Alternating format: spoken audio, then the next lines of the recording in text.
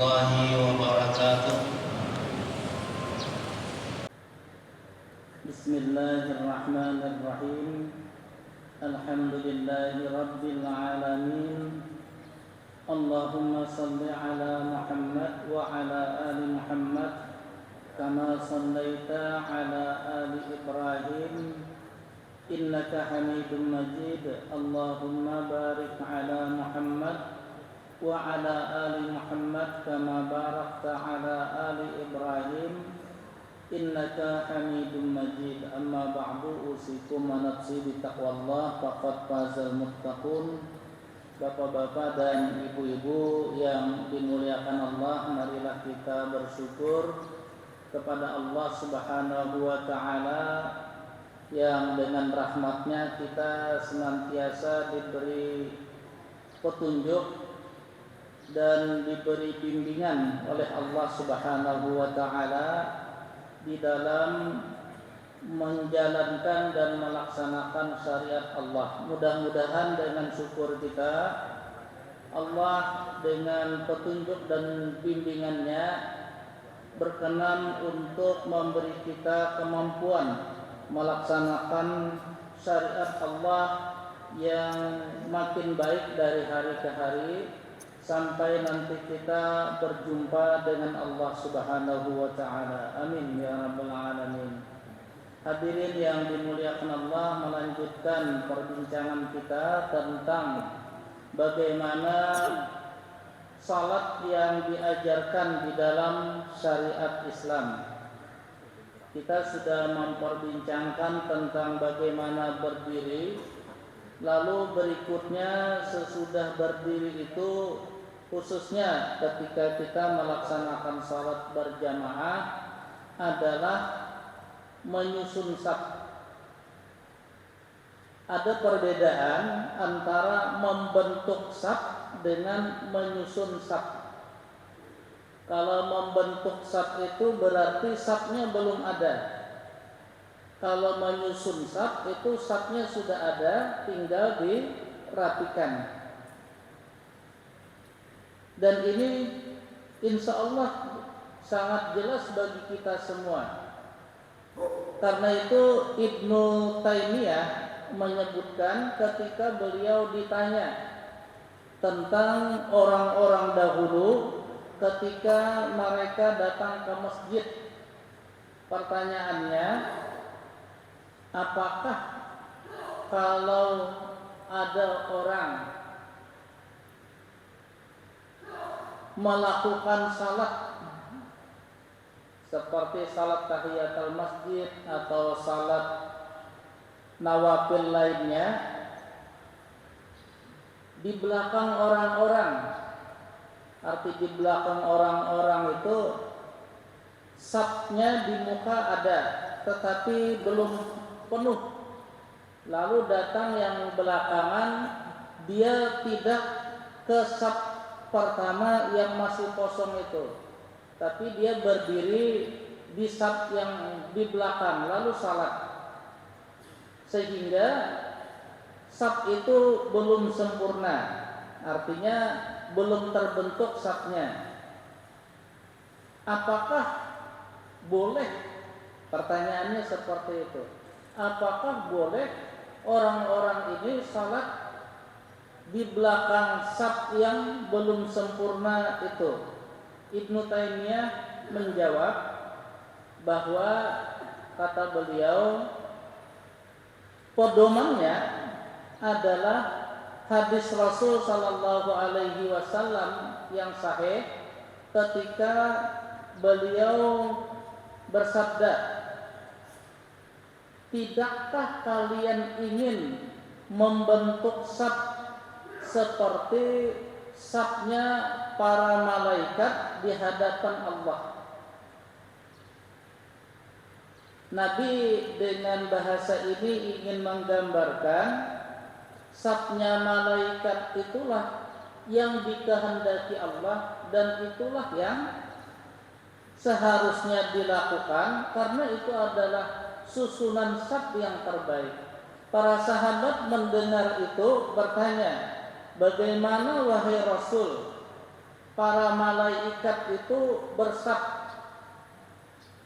Rasul lalu menjawab, para malaikat itu membentuk saf, membuat saf terlebih dahulu mereka memenuhi saf pertama.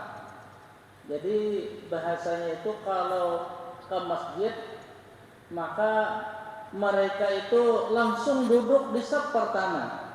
Karena tadi pertanyaannya kan kalau ada orang masuk masjid lalu salat sunat tetapi dia bukan di saf yang di depan yang masih kosong, dia justru agak di belakang. Maka Nabi menjawab seperti itu. Kalau ingin seperti safnya para malaikat, dan itu adalah bentukan saf yang paling bagus yang seharusnya diikuti, yaitu dengan terlebih dahulu mengisi saf di depan yang masih kosong. Ini petunjuk dari Rasul Sallallahu Alaihi Wasallam. Jadi seperti itu. Kemudian Rasul menyebutkan para malaikat ini ketika mengisi saf-saf yang di depan, yasudduna wa yatarasawna fis saf, mereka merapatkan saf.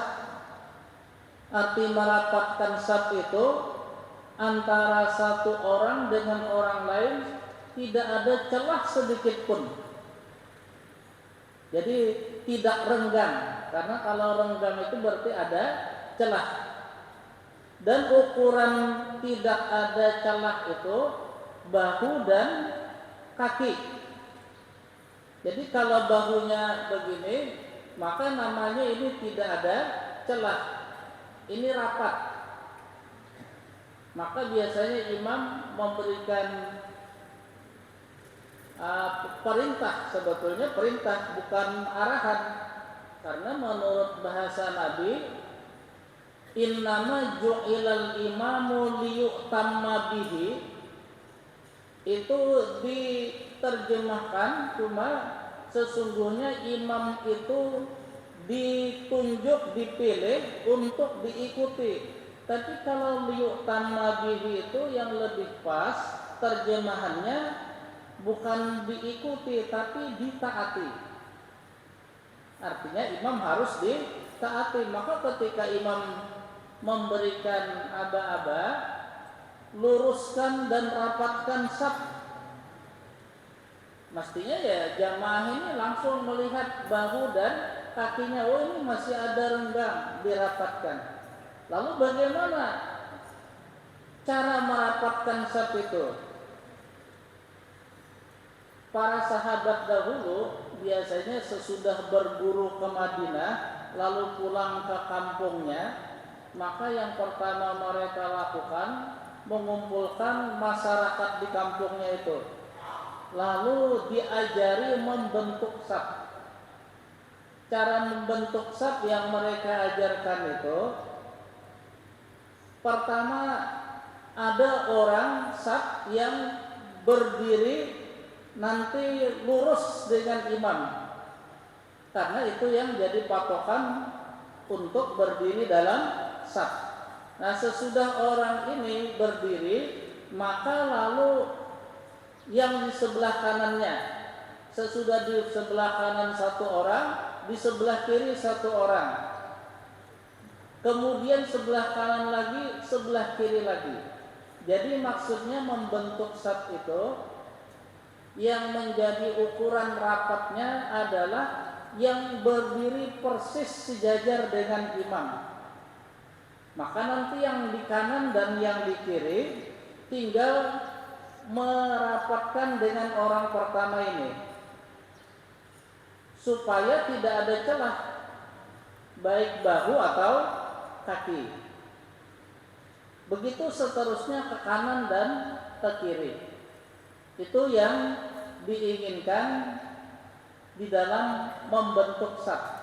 Jadi bukan masing-masing, tetapi ada patokan. Nanti di belakang saf kedua juga begitu, saf ketiga dan seterusnya sama. Jadi bukan sebelah kanan saya yang jadi patokan, tetapi yang di tengah-tengah, yang dia berdiri persis sejajar dengan imam. Lalu tadi supaya tidak ada celah, maka masing-masing yang di sebelah kanan orang pertama tadi dan yang di sebelah kiri melakukan saf yang rapat itu. Jadi bukan yang di belakang imam ini yang bergeser ke sana ke sini, tapi yang sebelah kanan dan sebelah kirinya. Dengan catatan dari Nabi, merapatkan bahu dan kaki itu tidak perlu keras-keras, cukup yang sederhana saja. Maka bahasa kita mungkin yang agak pas itu asal saling menyentuh begitu itu sudah rapat. Ini cara membentuk saf yang ada dalam riwayat hadis yang sahih menurut Ibnu Taimiyah. Karena itu lalu Nabi juga memberikan dorongan, bahasa beliau ini juga hadisnya sahih, andai kata orang-orang bisa mengetahui besarnya ganjaran Allah untuk azan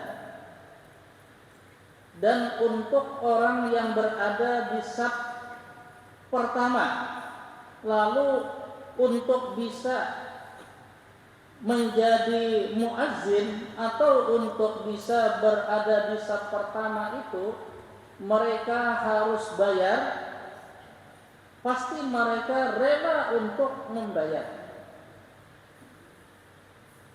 Ini bahasa Rasul Shallallahu Alaihi Wasallam. Karena Nabi ingin membayangkan kepada kita semua bahwa kalau bisa masuk di saf pertama sangat luar biasa ganjarannya. Dan sampai-sampai beliau juga menyebutkan saf yang paling bagus, yang paling tinggi nilainya, yang paling besar, mungkin bahasa kita pahalanya, adalah saf pertama. Dan saf yang paling tidak baik itu saf yang terakhir. Biasanya Nabi menyampaikan ini karena manusia itu selalu ingin yang paling baik. Ingin digaji 100 juta atau ingin digaji 1000. Semua pasti memilih yang 100 juta.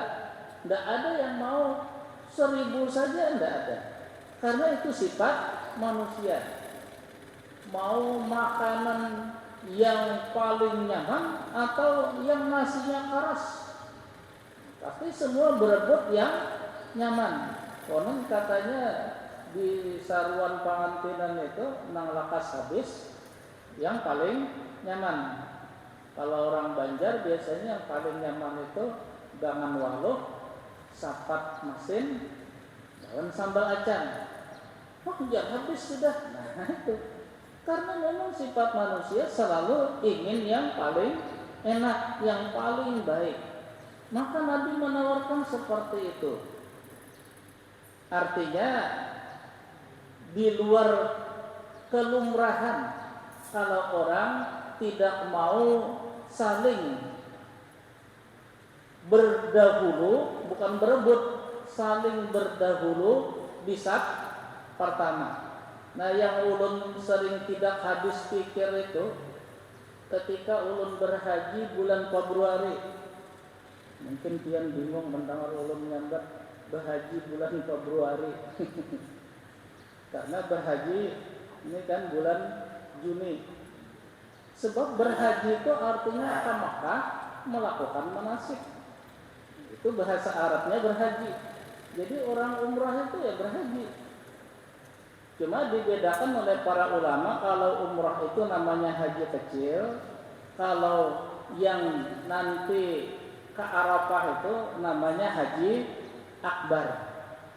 Itu aja. Supaya orang tidak salah paham, karena banyak yang memahami kalau wukufnya hari Jumat itu haji akbar. Padahal berhaji setiap tahun itu adalah haji akbar. Dan kalau orang umrah itu namanya haji asgar. Cuma haji asgarnya tidak populer. Yang populer itu haji kecil. Nah, gitu. Nah, ketika ulun berhaji bulan Februari tadi itu, ada terasa hal yang sangat aneh bagi jamaah umrah Indonesia. Jadi mereka itu duduk untuk membentuk saf dengan tujuan ikut salat berjamaah dari Masjidil Haram, tapi safnya ini dari masjid saja masih 300-an meter, terhalang jalan raya dan macam-macam. Nah, ulun tidak habis pikir ketika Nabi justru memberikan dorongan saf yang pertama itu yang paling baik, saf yang paling belakang itu yang paling tidak baik. Kenapa orang Indonesia ini suka yang tidak baik? Mestinya lumrahnya manusia itu suka yang paling baik. Nah, Bapak Ibu yang dimuliakan Allah, ini bagaimana membentuk saf. Baru setelah saf itu dibentuk, kemudian merapikan atau menyusun saf. Tadi lalu imam memberikan aba-aba, luruskan dan rapatkan saf. Dan kalau mengikuti bahasa Nabi tadi, hukumnya wajib bagi makmum. Apalagi kalau di Indonesia kan imam itu bahasa Indonesianya yang paling tepat pemimpin. Cuma tidak populer. Siapa yang jadi pemimpin salat? Bingung orang. Tapi kalau siapa yang jadi imam salat, tahu semua.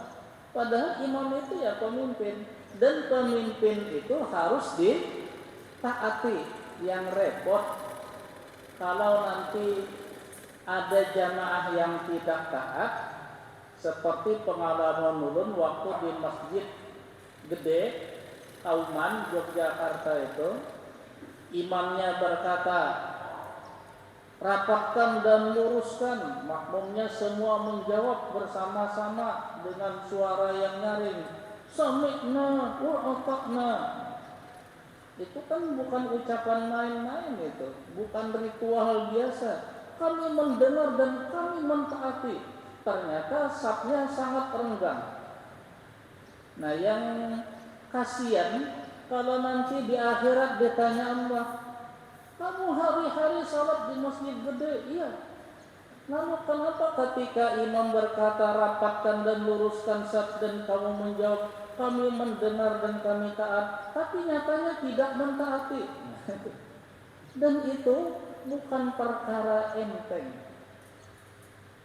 kalau sudah di akhirat nanti. Maka kalau kita ingin nanti di akhirat dapat Rabbana atina fid dunya hasanah wa fil akhirati hasanah itu, mari kita membiasakan seperti Nabi menggambarkan safnya para malaikat. Ya, mudah-mudahan dengan kita mengikuti safnya para malaikat, kita pun nanti dinaikkan derajat, paling tidak mendekati malaikat. Karena malaikat itu tidak ada yang masuk neraka. Mudah-mudahan kita juga tidak ada yang masuk neraka. Ulun tidak bisa membayangkan masuk neraka sejam ya. Dikira satu mat. Padahal sejam itu kalau dihitung hitungan akhirat hampir 100 tahun. Sejam aja di neraka. Kalau sehari kan sama dengan 1000 tahun. Apalagi anak bantu baik ya satu mat di neraka. Oh, sakit itu. Bapak Ibu yang dimuliakan Allah,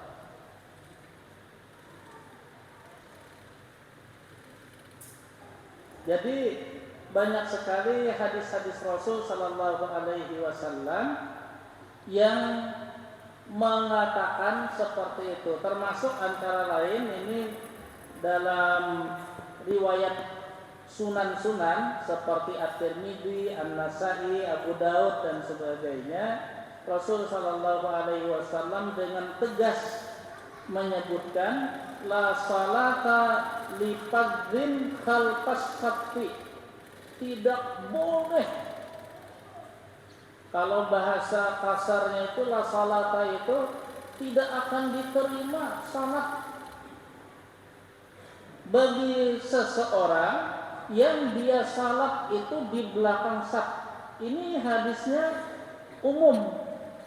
Walaupun dahulu yang ulun ingat ketika sekolah, guru fikihnya mengatakan ini yang dimaksud orang sudah berdiri di saf semua, lengkap, penuh safnya, tiba-tiba masuk orang di belakangan.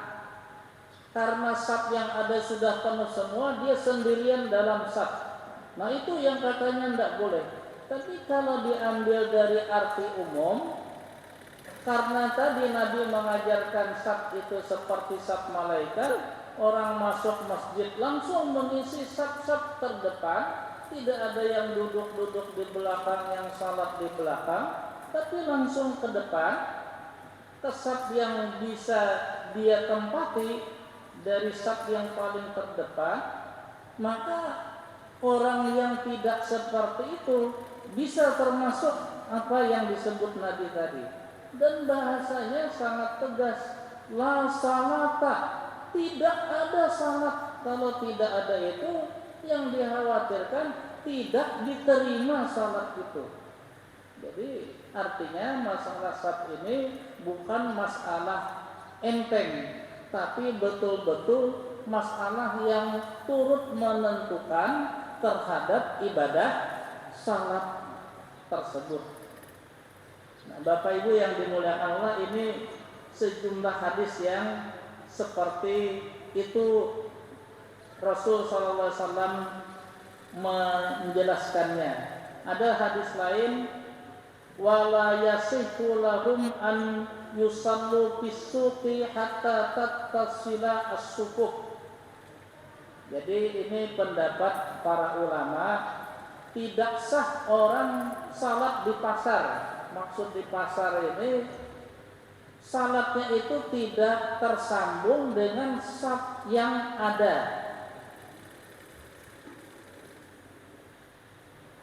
Jadi safnya itu putus, bahasanya kita seperti itu, karena dia tidak ingin masuk ke dalam saf yang di depan.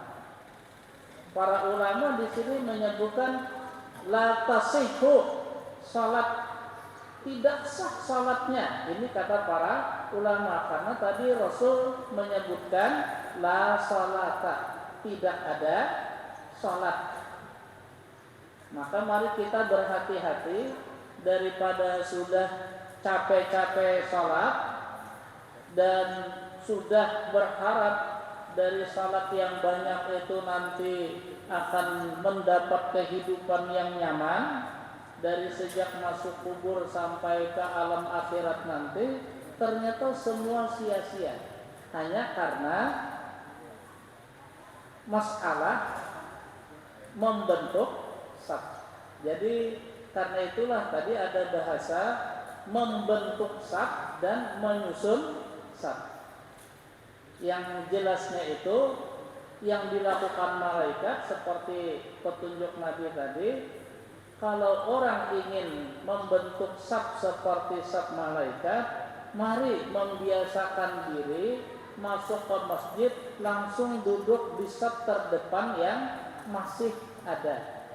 Nanti kalau imamnya sudah datang, maka imam tinggal menyusun saf. Imam tidak lagi membentuk saf, apalagi menunggu safnya terbentuk. Nah, begitu.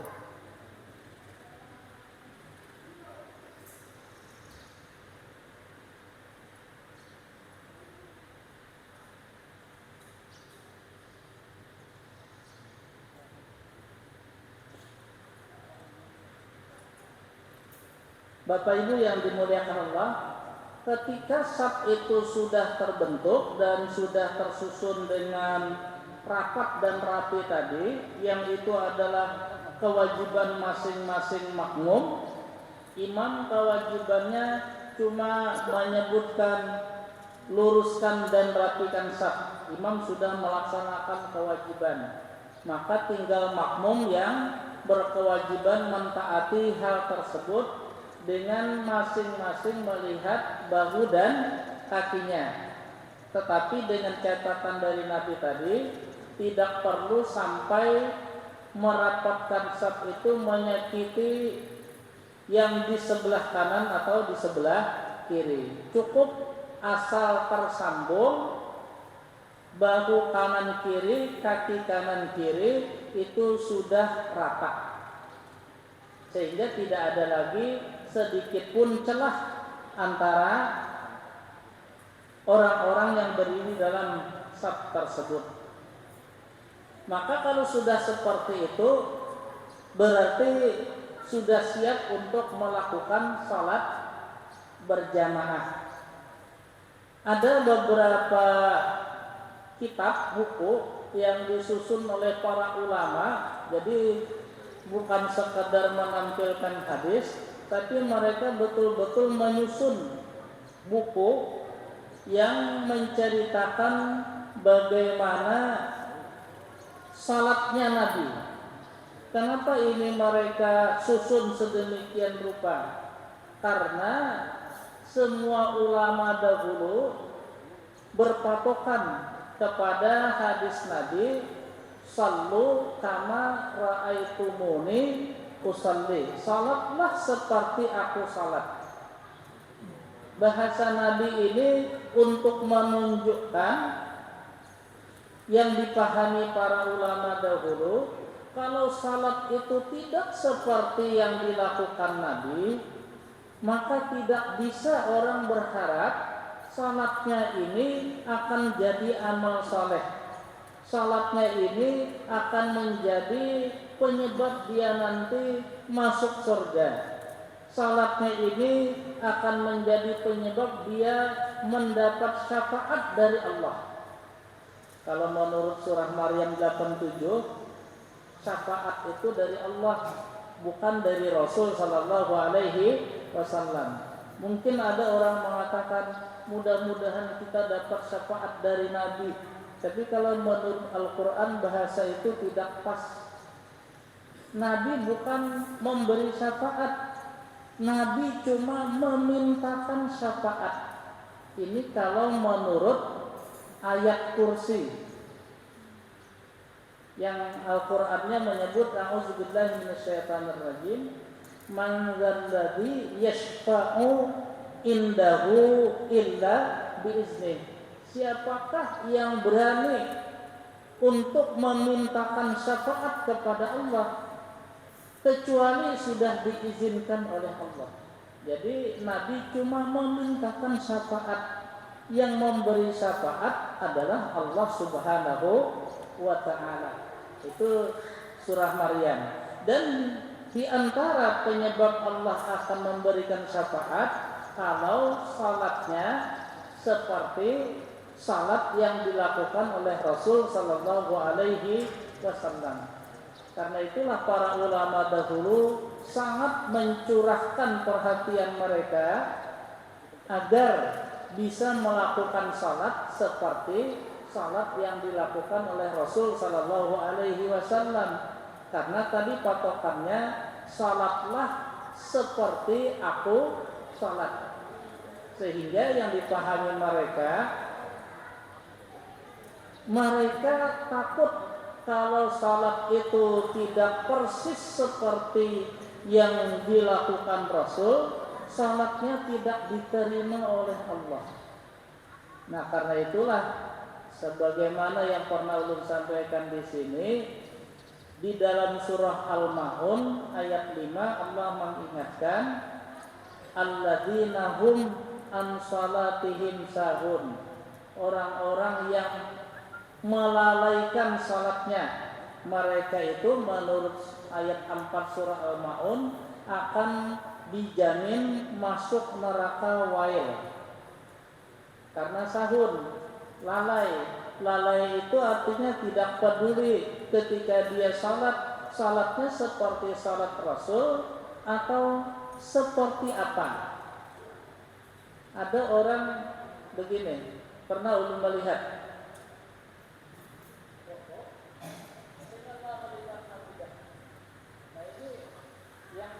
dimaksud para ulama, jangan-jangan itu termasuk sahur.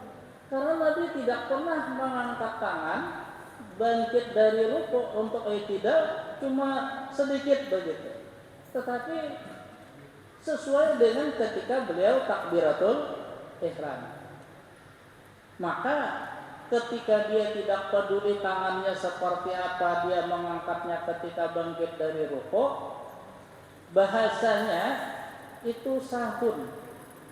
Yang repot ketika kita memang terkadang tidak begitu jelas, ternyata di akhirat Allah menyebut kamu sahun, mau apa lagi kita?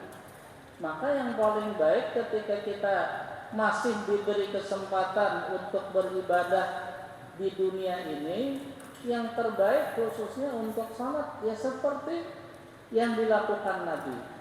Karena itu insya Allah nanti kalau kita masih dapat berjumpa untuk kelanjutannya, ulun ingin menyampaikan bagaimana Nabi salat dari sejak pertama sampai habis, agar kita bisa mudah-mudahan dengan penjelasan hadis-hadis dan para ulama itu bisa paling tidak melakukan salat hampir mirip dengan salatnya Rasul. Kenapa ulun katakan hampir mirip? Karena dengan membaca penjelasan dan membaca hadis itu masih sulit bagi kita. Berbeda dengan sahabat, mereka melihat langsung. Ulun tidak berani mengatakan ketika takbir begini, takbiratul ihram itu seperti cara Nabi mengangkat tangannya ini. Karena tidak ada yang menjelaskan tangan ini menghadap ke depan atau begini. Jangan-jangan Allahu Akbar begini kan? Atau justru begini atau seperti ini. Nah, karenanya paling tidak kalau kita sudah begini itu bisa dikatakan mendekati cara salat Rasul Sallallahu Alaihi Wasallam. Itu usaha maksimal kita. Nah, ini yang barangkali ingin ulun sampaikan terlebih dahulu pada pagi hari ini. Mudah-mudahan kita dengan beberapa petunjuk dari hadis-hadis tadi bisa berusaha untuk meningkatkan nilai salat yang kita lakukan. Yang salah satu upaya pertama tadi menurut Nabi, apabila masuk masjid segeralah langsung mengambil saf terdepan yang masih kosong. Karena begitulah malaikat ketika mereka membentuk saf di hadapan Allah Subhanahu wa taala, dan kita juga masuk masjid itu berada di hadapan Allah Subhanahu wa taala. Salah dan khilaf mohon dimaafkan. Subhanakallahumma wa bihamdika asyhadu an la ilaha illa anta astaghfiruka wa atubu ilaik. Assalamualaikum warahmatullahi wabarakatuh.